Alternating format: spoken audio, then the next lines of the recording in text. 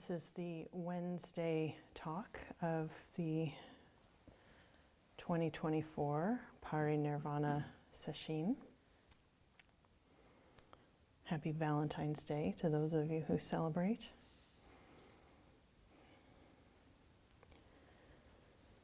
Taking refuge is something the Buddha instructed his followers to do as he was dying.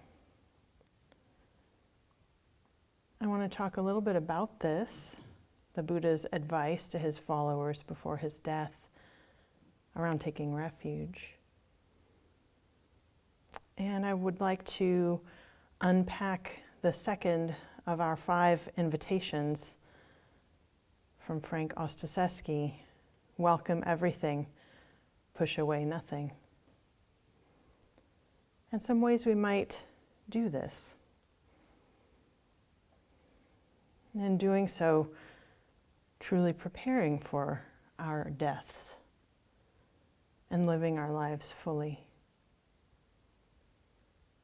And I want to share an inspiring story about taking refuge on death row.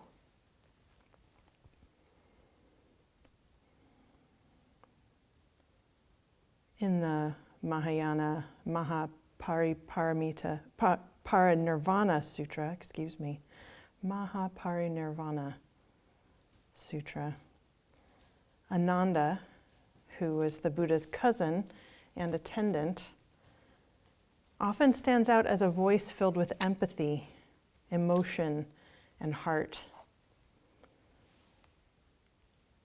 As the story of the Buddha's dying unfolds, Ananda was so distressed at the impending death of his teacher, and understandably so. A few months before his death, the Buddha experienced a serious illness. It was something of a precursor to the illness that actually killed him. And in this, the Buddha realized he needed to address his community before he died. Here's what the sutra says. Then it occurred to the Blessed One, it would not be fitting if I came to my final passing away without addressing those who attended on me, without taking leave of the community of bhikkhus. Then let me suppress this illness by strength of will, resolve to maintain the life process and live on. And the Blessed One suppressed the illness by strength of will, resolved to maintain the life process and lived on. So it came about that the Blessed One's illness was allayed. Then the Venerable Ananda approached the Blessed One, respectfully greeted him, and sitting down at one side, he spoke to the Blessed One, saying, "Fortunate is for me, O Lord, to see the Blessed One at ease again. Fortunate is it for me, O Lord, to see the Blessed One recovered. For truly, Lord, when I saw the Blessed One's sickness, it was as though my own body became weak as a creeper. Everything around became dim to me, and my senses failed me. Yet, Lord, I still had some little comfort in this thought that the Blessed One would not come to his final passing away until he had given some last instructions respecting the community of bhikkhus."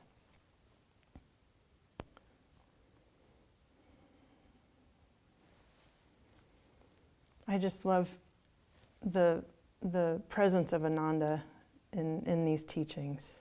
He speaks for so many of us in these ways. So the Buddha basically responds by saying, I already taught you everything. I haven't held anything back. You already have the teachings. And you don't need to depend on me personally. He says, now I am frail, Ananda, old, aged, far gone in years. This is my 80th year, and my life is spent. Even as an old cart, Ananda, is held together with much difficulty, so the body of the Tathagata is kept going only with supports. Therefore, Ananda, be islands unto yourselves, refuges unto yourselves, seeking no external refuge, with the Dhamma as your island, the Dhamma as your refuge, seeking no other refuge. And how Ananda is a bhikkhu an island unto himself, a refuge unto himself, seeking no external refuge, with the Dhamma as his island, the Dhamma as his refuge, seeking no other refuge. When he dwells contemplating the body in the body, earnestly, clearly comprehending and mindfully, after having overcome desire and sorrow in regard to the world. When he dwells contemplating feelings in feelings, the mind in the mind, and mental objects in mental objects, earnestly, clearly comprehending and mindfully, after having overcome desire and sorrow in regard to the world, then truly he is an island unto himself, a refuge unto himself, seeking no external refuge, having the Dhamma as his island, the Dhamma as his refuge, seeking no other refuge.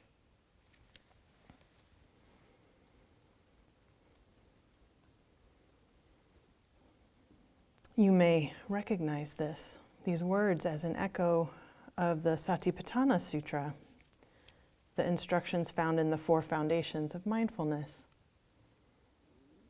Contemplating the body in the body includes the practices of mindful awareness of sensation, the practices of breath, the elements, contemplations on the death of the body, many of the things that we've been practicing already in these past few days. The Buddha encourages his disciples to take refuge in the Dharma, to seek no external refuge, just this. Refuge in these very practices, to be islands and refuges unto themselves. In Dai Zenji's Vow for Awakening, we chant, not to seek the truth outside of ourselves. And in the Song of Zazen, this very body is the body of Buddha.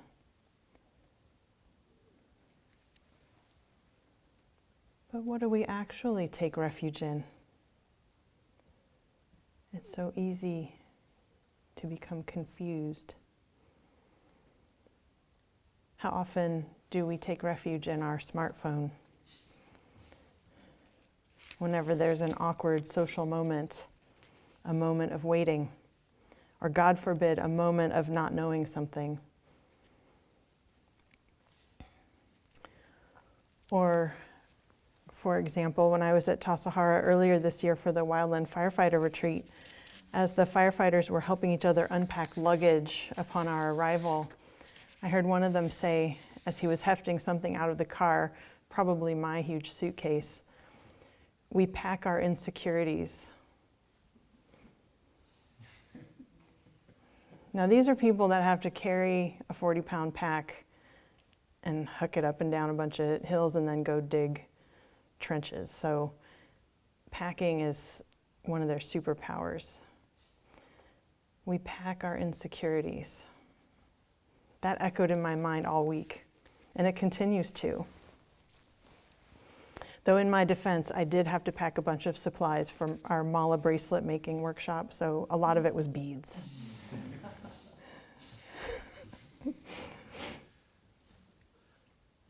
I find my packing insecurities boil down to the fixed belief, I should always be comfortable.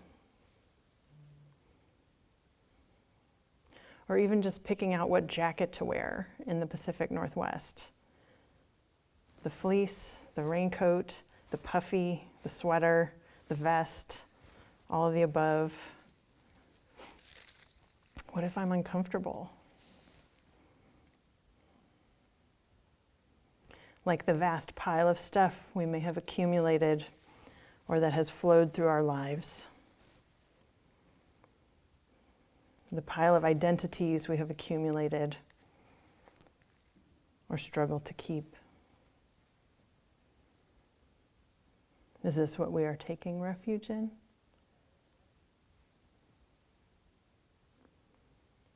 How do we take refuge in the truth of this moment? In the Dharma? How do we welcome everything and push away nothing?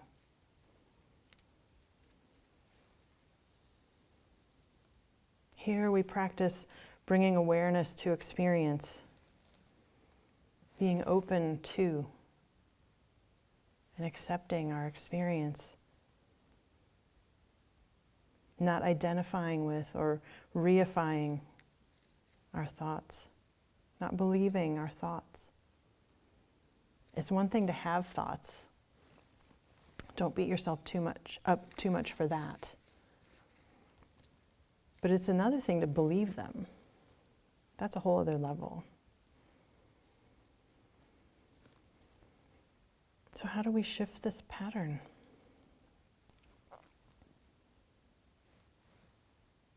First, we just need to recognize our mind state, to recognize our patterns.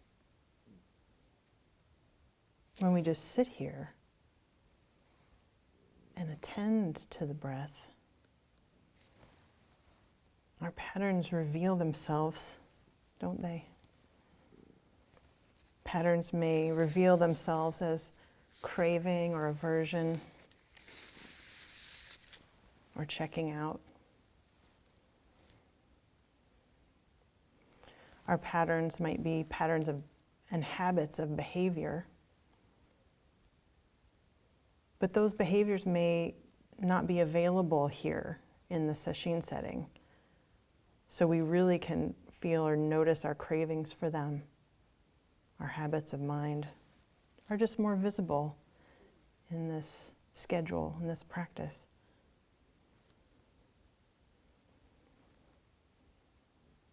So in this way, our patterns climb out of hiding. They're visible in a way that they're not when our mind is cloudy with activity.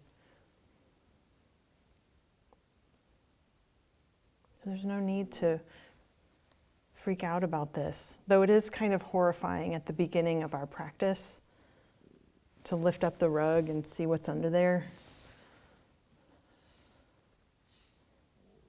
But then, when we've been practicing for a while, maybe even for a really long time, we're perhaps even more horrified that it's somehow not immaculately clean.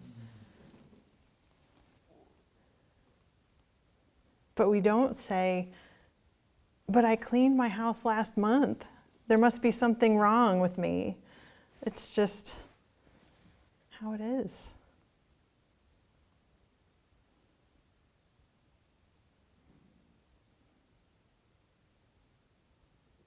So this recognition goes hand in hand with allowing or simply acceptance. It's one thing to recognize and be horrified or critical or judgmental, and it's another thing to recognize with acceptance. Not pushing away, not grasping, just allowing. Whatever it is, it's already here anyway.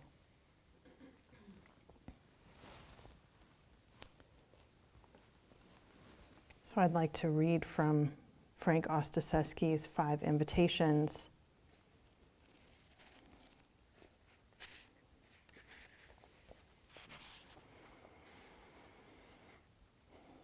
Welcome everything. Push away nothing is not just about learning to welcome changing conditions or moving beyond our preferences. It is about accepting life as is. My daughter Gina and I like to shop in consignment stores for vintage clothing. There are great finds in such shops: a silk paisley scarf, a retro leather jacket, sequined heels. While Gina tries on outfits, I peruse the racks for the next cool item.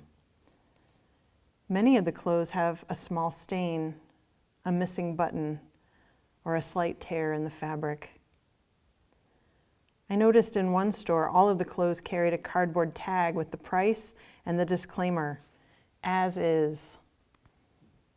I like these tags. I think we should hang them on ourselves and each other, like Christmas tree ornaments. What a beautiful gift to accept ourselves, others, and our circumstances as is, with all the beauty, imperfections, and challenges that make up this very human life of ours.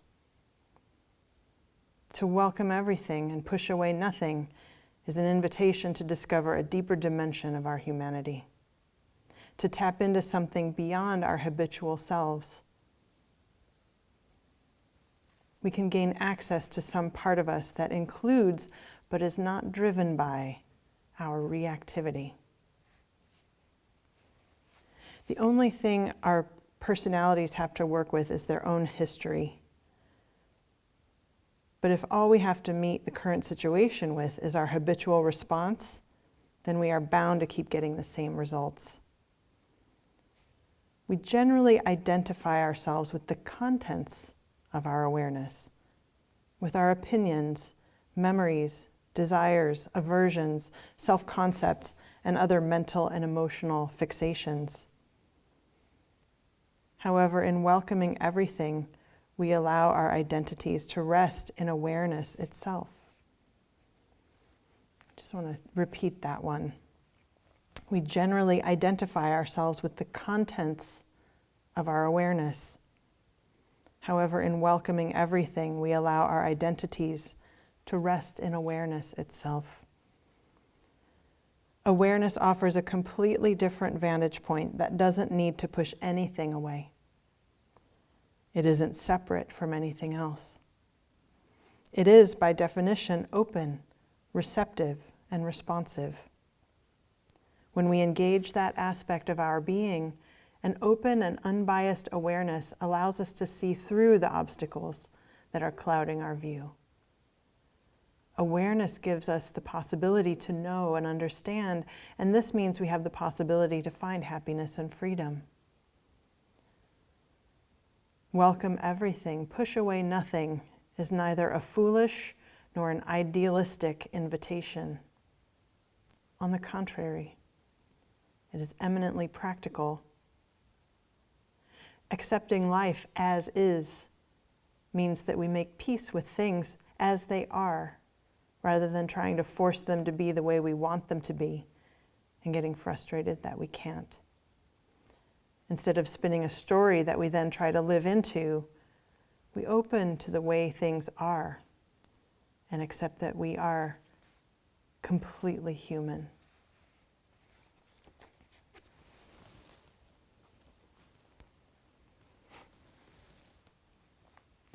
So what are your patterns? What is the content of your greatest hits? What have you been able to notice in these days together? This is not the bad news. This is the necessary news. We have to see what we're doing, recognize it, accept it, inquire into it before we can even begin to learn some new dance moves.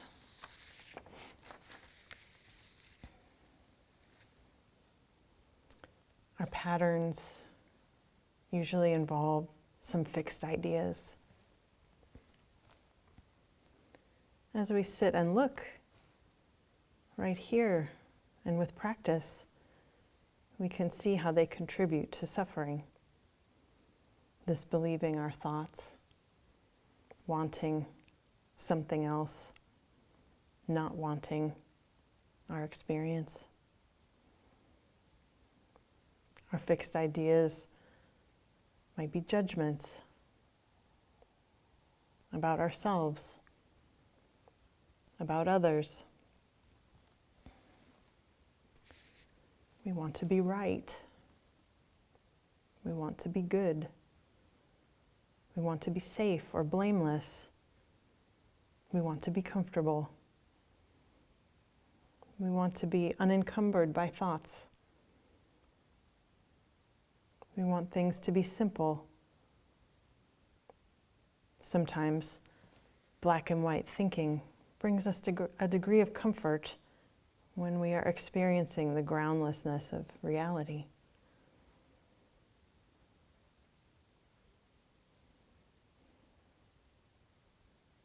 We have our stories about other people. We have frozen them in time. like those prehistoric mosquitoes frozen in amber. We are limiting them and us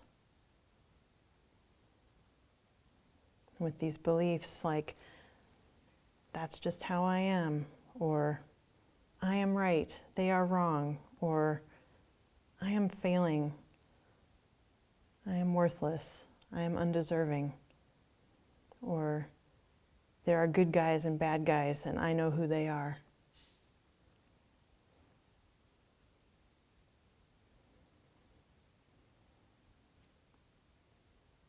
Welcome everything, push away nothing means answering the door when impermanence is knocking and letting the wind blow through. Everything is moving and changing all the time.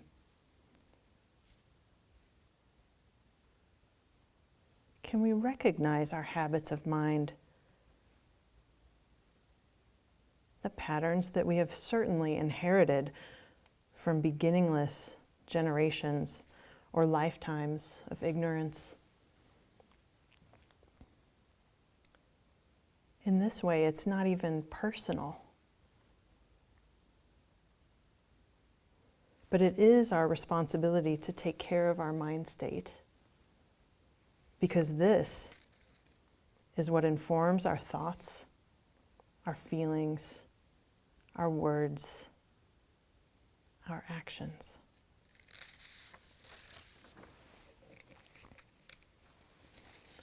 So how do we even begin to take care of this? How do we let go of our fixed ideas?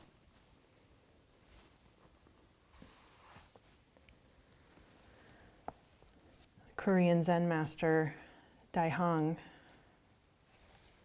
she's a powerful teacher, deceased, but has a few books of her teachings. You can really hear her powerful voice in them. This is from her book, No River to Cross.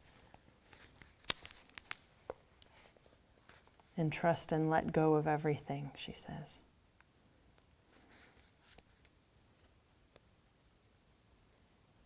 Letting go means letting go of not only distressing and unpleasant things, but also every kind of fixed idea. We carry around so many fixed ideas, such as you and I and good and bad.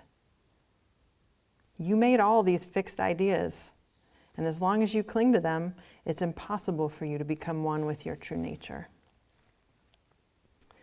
The worst prison in the world is the prison of thought. The most difficult wall in the world to overcome is the wall of fixed ideas. From a certain perspective, spiritual practice means freeing yourself from such prisons of thought. Thus, if you keep thinking, I'm just an unenlightened being, then because of that thought, you cannot play any role other than that of an unenlightened being. Be very aware of the great difference a single thought can make. Don't make a big deal about other people's level of spiritual development. If you discriminate between higher and lower, you will not be able to make progress in your own practice. Even though you truly know, do not give rise to the thought that you know. Even though you may be higher, do not think that you are higher. Even though someone else may be ignorant, you should not let yourself be caught by thoughts like that. From the present viewpoint, something may clearly seem right or wrong. However, from the combined viewpoint of past, present, and future, things cannot so easily be called right or wrong. You can roll a barrel only when you are outside of the barrel. When you are caught by fixed ideas, it is as if you are trapped inside of a barrel, so you cannot freely use your mind. If you escape from your fixed ideas, you will see that all of the thoughts and perspectives that you considered so precious are utterly ridiculous.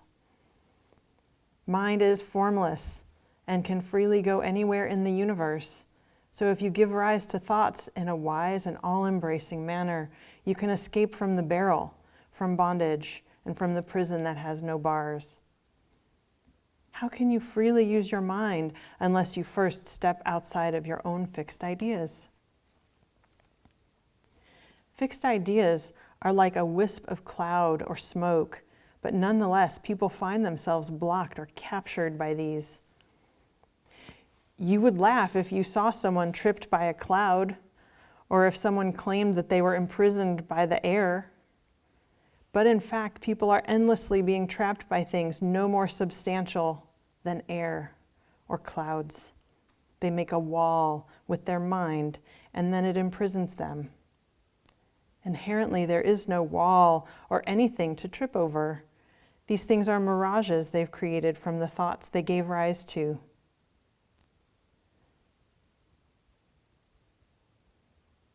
Do not insist upon your own fixed ideas. Your persistence is your own narrow mind. If your mind is broad, it can easily embrace the entire world. However, if your mind is narrow, even a needle cannot enter. You have to keep letting go of your stubbornness and always be deeply respectful of all the life and things. This is returning to and relying upon the Buddha Dharma. This is also how to become a free person. Always be humble, be humble. The fragrance of your broad and generous mind will warm others' hearts.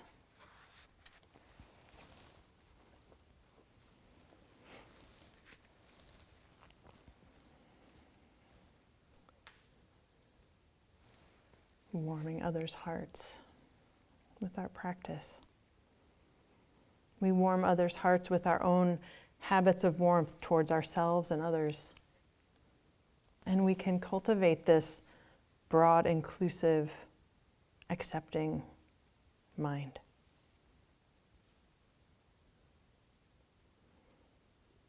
This is how we take responsibility for our life.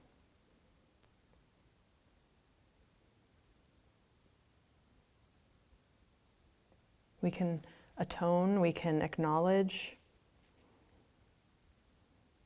The past is gone, but we can identify the causes and conditions that contributed to whatever happened and resolve to shift the pattern. We take responsibility for our mind and its habits, the precursor to our words and deeds.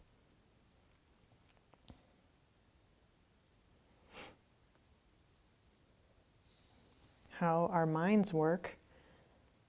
The more we do a thing, the more we can do that thing. If we practice negativity and complaining, we get really good at that. It's close to hand when things get uncomfortable. If we practice recognizing when we are caught,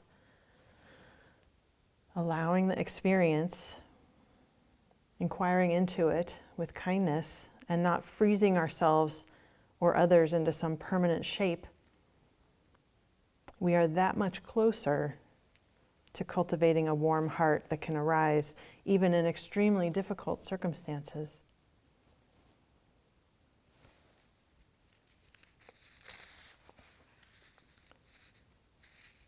To close, I'd like to share some excerpts from a book called The Buddhist on Death Row. It's about a man named Jarvis Masters. You may have heard of him. He's friends with all kinds of Buddhist luminaries now, but he sure did not start out that way.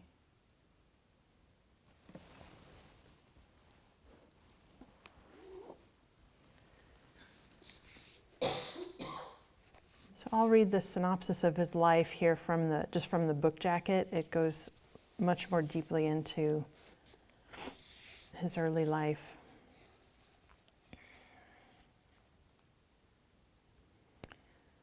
Jarvis J. Masters' early life was a horror story whose outline we know too well. Born in Long Beach, California, Masters grew up in a house filled with crack, alcohol, physical abuse, and men who paid his mother for sex. He and his siblings were split up and sent to foster care when he was 5. And he progressed quickly to juvenile detention, car theft, armed robbery, and ultimately San Quentin State Prison. While in prison, he was set up for the murder of a guard and convicted, which landed him on death row, where he's been since 1990. At the time of his murder trial, he was held in solitary confinement, torn by rage and anxiety, felled by headaches, seizures, and panic attacks. A criminal investigator repeatedly offered to teach him breathing exercises, which he repeatedly refused, until desperation moved him to ask her how to do, quote, that meditation shit. So this criminal investigator her job was to try to humanize him by gathering his life story and communicating it to the judge that was sentencing him. And in her efforts to try to get him to tell her anything about his life and childhood, he refused to speak to her. And I was struck in this book at one point, her name's Melody, that she behaved really professionally and politely with him. And there was one day that she went there to interview him, and he was sullen and silent and refused to talk to her. And she had just been in a climbing accident and injured her Achilles tendon and was in pain.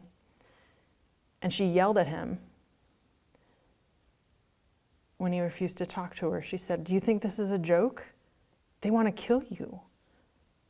And she apologized and said, "I'm sorry, I'm in pain and I didn't mean to have that outburst." And then with that just flash of vulnerability, he stepped towards her a little bit also. She told him about the meditation practice she had been doing, which for her had not only been very comforting, but also had really awakened a lot of her own trauma memories. And she was really dealing with that and told him some of her life story. And this is how he began to open up to her, and even how his story was ever begun to be told. So that's how it began. So the author of this book even admits to some apprehension initially about whether he was being scammed or conned by somebody in the prison. He interviewed a lot of people who had come to know Jarvis over the years, including a guard there who credited Jarvis with saving him from killing himself as a result of Jarvis's willingness to listen and help turn the guard's mind in a different direction, using many of the skills that Jarvis had learned and used for himself. So in any case, Jarvis has been transformed by his practice on death row. So I just want to share some of his story as an example of welcoming everything and pushing away nothing, and taking refuge in the Dharma. So I'm starting this after he had been sentenced to death for conspiring in the murder of a prison guard. He came back to the prison from court, and the guards were cheering because of this sentence. And that night, they made him sign a paper. He had to sign a paper with the execution decree on it. The next morning, breakfast was delivered as usual, and the day progressed as if nothing had changed. Also, as usual, the mail was delivered in the evening. Jarvis examined a large envelope from someone named Lisa Leghorn, who in a note explained that she was an assistant and interpreter to Chagdud Tulku Rinpoche, the Buddhist Lama Jarvis had written to months before. And this is who the investigator had given him just a pamphlet from that teacher, and he wrote to that teacher asking for the teachings. Leghorn wrote that Rinpoche was glad that Jarvis had reached out to him, and she referred to a small book in the package entitled Life in Relation to Death, which contained a transcript of a talk by the Lama. "Read it," she said, "see if it speaks to you." Jarvis picked the book up and was instantly transfixed. On the first page, the Lama described death as a subject people often ignore or think about frivolously as if it were no big deal. Then the author wrote, "This is a nice story until one is dying. Then experience and theory differ." He continued, "Then one is powerless and everything familiar is lost. One is overwhelmed by a great turbulence of fear, disorientation, and confusion.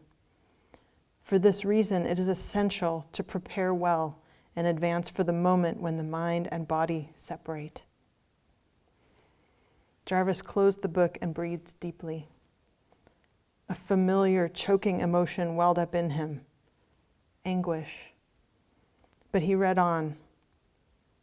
The teacher said that all people should prepare for death. And in the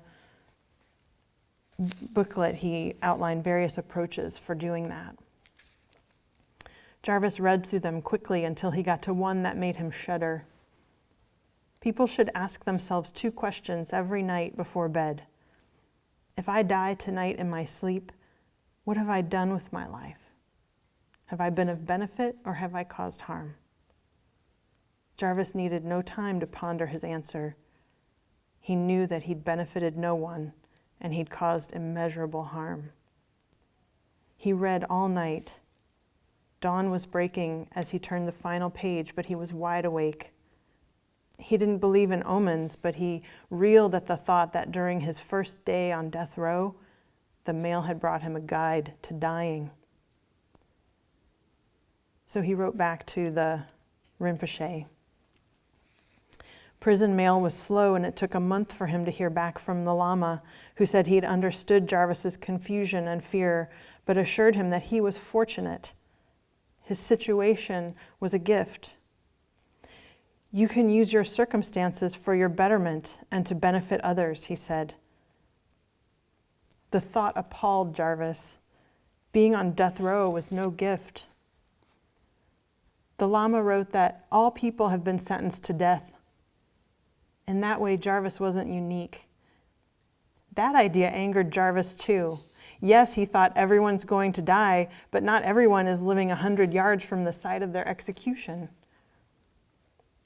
We all live in a prison, and we all hold the key, the Rinpoche wrote. More patronizing bullshit, Jarvis thought. You do not live in a prison. I live in a prison. You may have a key, but the keys to my cell are hanging off my jailer's belts. Jarvis's anger diminished when the Lama offered concrete instructions. Stick with meditation, because it allows us to gain insight into our own mind and its projections. Fear is in your mind. Regret is in your mind. That advice recalled Melody's teacher's description of fear as just a thought which had helped him in the past. The key, the teacher said, was practice. Jarvis should meditate at least twice a day, even when it was difficult. He said he should allow himself to feel doubt, confusion, anger, and fear. It's normal for you to feel that way.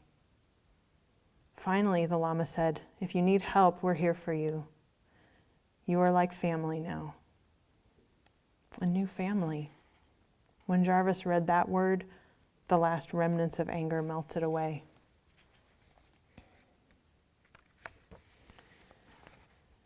And the Rinpoche visited him.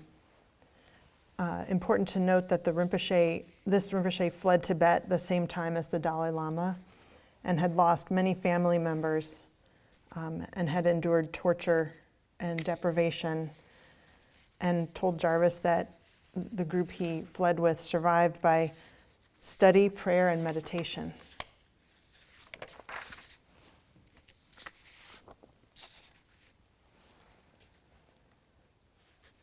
They talked for an hour, and then a guard announced that visiting time was over.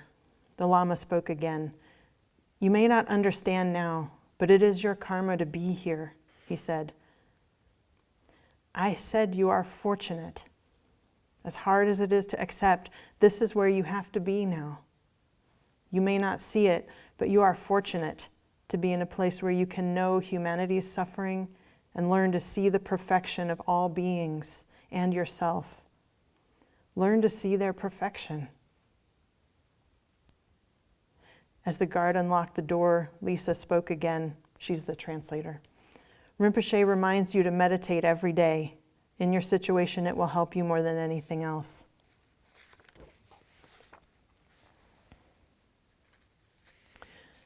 So as he continued, he decided to take refuge.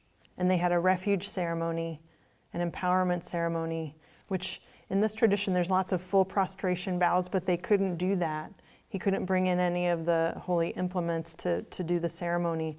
They basically had the ceremony with the Lama in kind of like a phone booth, basically, for visitation. But after that, taking refuge, Jarvis was continuing and deepening his practice.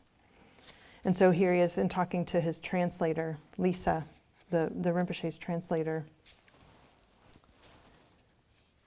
So Jarvis says, "That's something I just don't get. Maybe the Rinpoche, maybe he's trying to make me feel better about where I am, but how can he believe San Quentin is a gift?" "Tell me, Jarvis," Lisa responded, "what would your life have been like if you'd never been sent to death row, never been charged with the murder? Think about it. What would have happened?" Jarvis was quiet a moment as he pictured that alternate path. Finally, he responded, "There's no doubt what would have happened. I would have stayed on the course I'd always been on. Violence. That's who I was." Lisa had once likened his cell in San Quentin to a monk's cell in a state-sponsored retreat. She was joking, but he reflected on it again now. "It's true," he said. "It's been a place to contemplate and study, to sit with all these new ideas and turn them around in my head and practice integrating them into my life. I never would have done any of that. I wouldn't have looked at my past, that scary shit. I'd still be running from it." Then he realized something even more startling. "You know," he said, "the truth is, the sentence saved my life. I'd be dead, literally dead." And he goes through to recount just how violent he was and how it would have gone, all the things he probably would have encountered.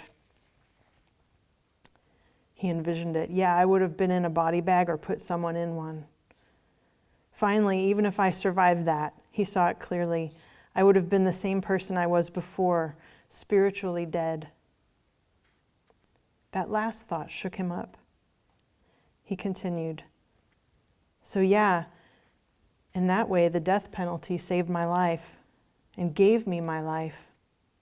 I guess that's what Rinpoche meant when he said, 'I'm fortunate.' Everything changed because of that charge." He had another thought.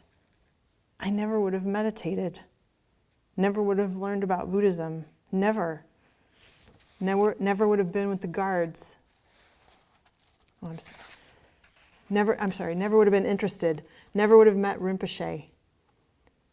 Jarvis thought back to the most mystifying, extraordinary part of the day he became a Buddhist, the morning of the empowerment ceremony, when the guards took him from his cell. He recounted it to Lisa. "So they were walking me down, and it felt as if they were talking to me, something other than this, or it felt like they were taking me to something other than the ceremony. It felt like they were taking me to be executed. That's what I felt. The cop asked if I was ready, and I knew I was. I was ready to die. Now what was that?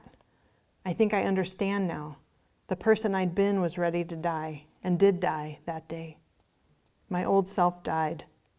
The person who was desensitized, numb, dead." He looked upward, and from that death, it's like I became someone new. I'm becoming someone new.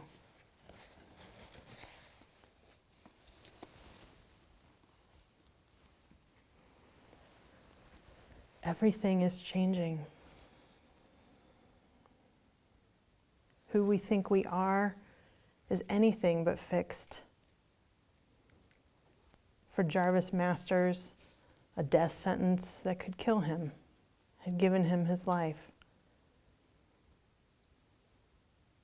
Like Daihung Sunim said, the worst prison in the world is the prison of thought. The most difficult wall in the world to overcome is the wall of fixed belief.